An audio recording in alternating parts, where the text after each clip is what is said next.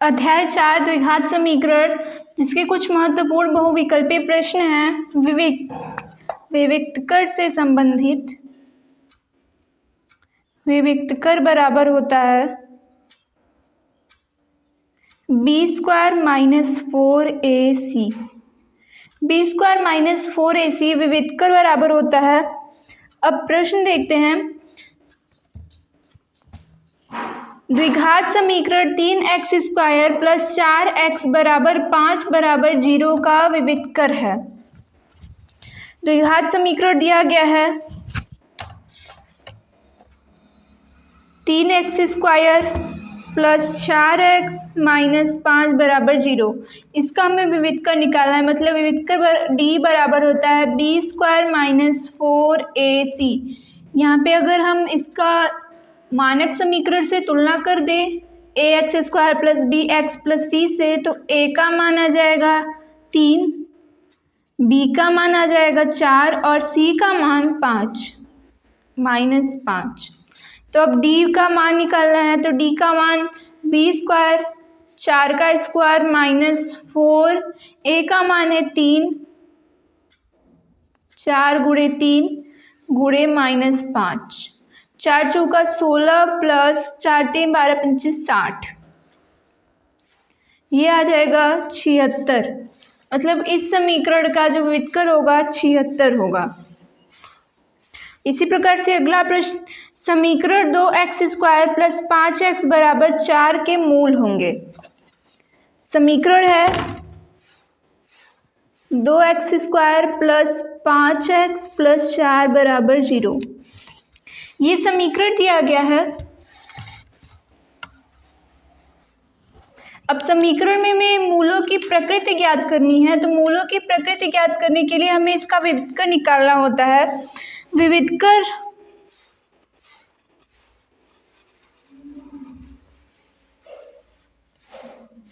d बराबर होता है b² माइनस 4ac।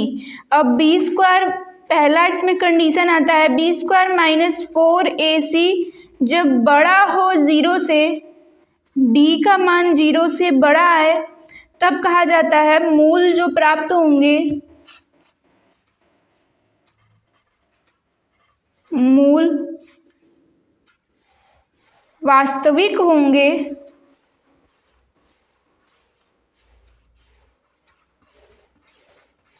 मूल वास्तविक तथा अद्वितीय होंगे।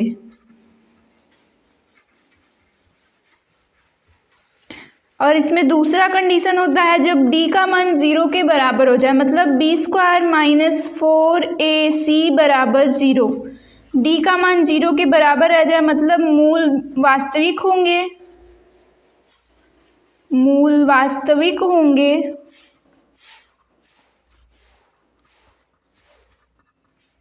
और समान मूल होंगे। समान मतलब मूल, मतलब जैसे एक अगर शून्यक है हमारा 2, तो दूसरा शून्यक भी 2 ही प्राप्त होगा। अब तीसरा कंडीशन,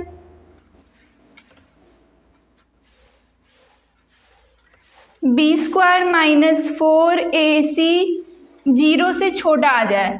b² माइनस 4ac 0 से छोटा आ जाएगा, तब मूल वास्तविक नहीं है, मूल काल्पनिक होंगे।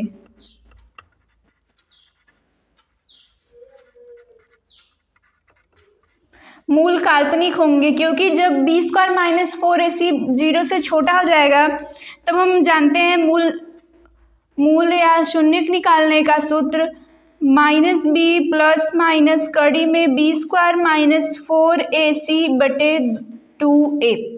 ये b² माइनस 4ac यही विविक्तकर है। जब इसका मान 0 से छोटा हो जाएगा, मतलब ऋणात्मक मान हो जाएगा, तब ये कड़ी के अंदर ऋणात्मक मान, अतः काल्पनिक हो जाएगा। ये तो काल्पनिक का हम मान नहीं ज्ञात करते हैं, हमें सिर्फ इन्हीं दोनों के मूल ज्ञात करने होते हैं।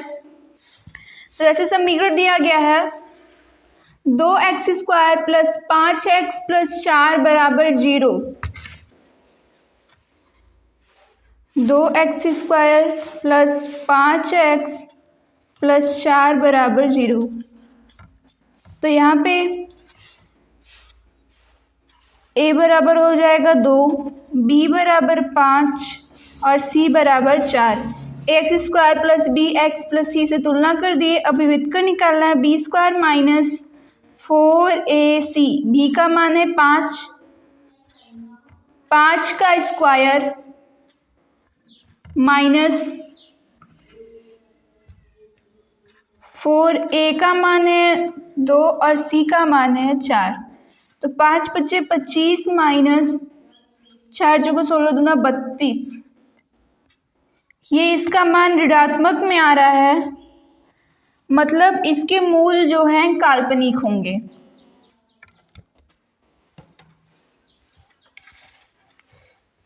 तो समीकरण 2x² + 5x + 4 = 0 के मूल काल्पनिक होंगे। यदि समीकरण 2x² - 8x + c = 0 के मूल बराबर हैं तो c का मान ज्ञात कीजिए।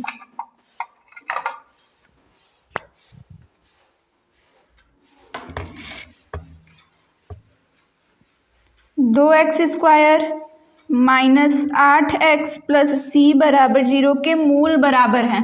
मूल बराबर होने की कंडीशन क्या होती है? b² - 4ac = 0। ये इसका जो विविधकर होगा वो 0 के बराबर हो जाएगा, तब इसके मूल बराबर होंगे। तो मूल बराबर होंगे तो यहाँ से हम अगर मान रखें, b का मान है -8 का स्क्वायर -4 गुणे a का मान है 2 और c का मान ज्ञात करना है। तो 8 × 8 = 64 - 4 दूना 8c = 0।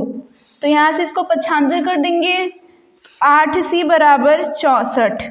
c का मान आ जाएगा 8। c का मान 8 आ गया, अतः ऑप्शन नंबर सी सही हो जाएगा। इसी प्रकार चौथा प्रश्न है, यदि द्विघात समीकरण 3x² - 6x + k का मान, k के जो मूल हैं वो समान हैं, तब k का मान क्या होगा?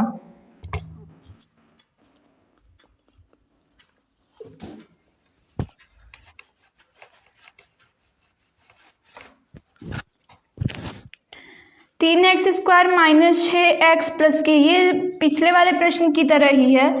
3x² - 6x + k = 0 के मूल समान है। मूल समान होने का कंडीशन होता है b² - 4ac 0 के बराबर हो जाए। तो b का मान है यहाँ 6, -6 का स्क्वायर -4 गुणे a का मान है 3 गुणे k = 0।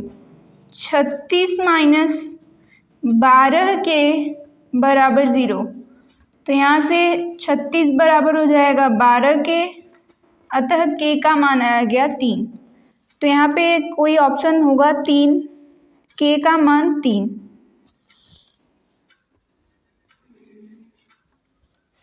अब अगला प्रश्न देखते हैं। समीकरण 3x² - 2x + 1/3 का विविधकर होगा। विविधकर की जब बात हो तो सिर्फ b² - 4ac का मान निकालना है। मूल समान हो मतलब b² - 4ac का मान 0 के बराबर करना है।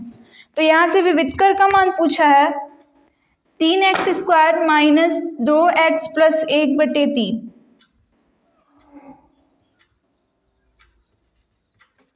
बराबर 0।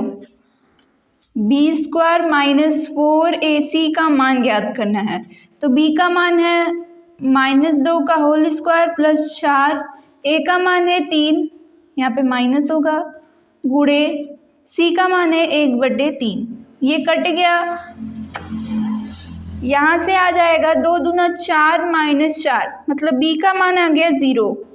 b का मान 0 आ गया, d का मान विविधकर 0 होगा। जब विविधकर 0 आ गया तो यहाँ से एक और पूछ सकता है, यदि इसका विविधकर 0 है तब क्या होगा? तब इसके मूल समान प्राप्त होंगे। अगला प्रश्न, समीकरण 5x² - 3x + 2 = 0 के मूलों का योग होगा। मूलों का योग, जैसे ax² plus bx plus c बराबर 0 के मूल माना निम्न समीकरण, उपरोक्त समीकरण के मूल अल्फा व बीटा हैं। अल्फा व बीटा है तब मूलों का योग मतलब अल्फा प्लस बीटा बराबर होता है -x का गुणांक बटे x² का गुणांक। अल्फा प्लस बीटा बराबर हो जाएगा -x का गुणांक, x का गुणांक है -b बटे x² का गुणांक है ये a। तो अल्फा प्लस बीटा मतलब मूलों का योग बराबर हो जाएगा -b/a। इसी प्रकार alpha into beta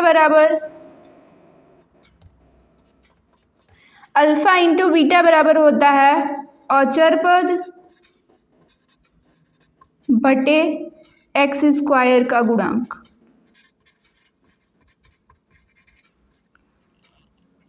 alpha into beta मतलब मूलों का गुणनफल क्या हो जाएगा, अचर पद है यहाँ पे c और x² का गुणांक है a, ये हो जाएगा अल्फा इंटू बीटा। तो प्रश्न यहाँ पे पूछ रहा है समीकरण 5x² माइनस 3x प्लस 2 बराबर 0 के मूलों का योग होगा। मूलों का योग मतलब -x का गुणांक जो कि है -3 बटे x² का गुणांक 5, यहाँ से आ जाएगा 3/5। ऑप्शन नंबर ए सही हो जाएगा। अगला प्रश्न है समीकरण 3x² माइनस 4x बराबर 0 के मूलों का गुणनफल क्या होगा। मूलों के गुणनफल का मतलब अल्फा इंटू बीटा बराबर c/a।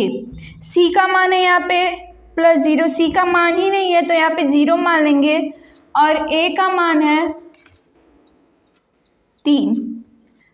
0 में किसी चीज़ का भाग है तो यह 0 ही आता है, मतलब समीकरण 3x² माइनस 4x के मूलों का गुणनफल 0 होगा।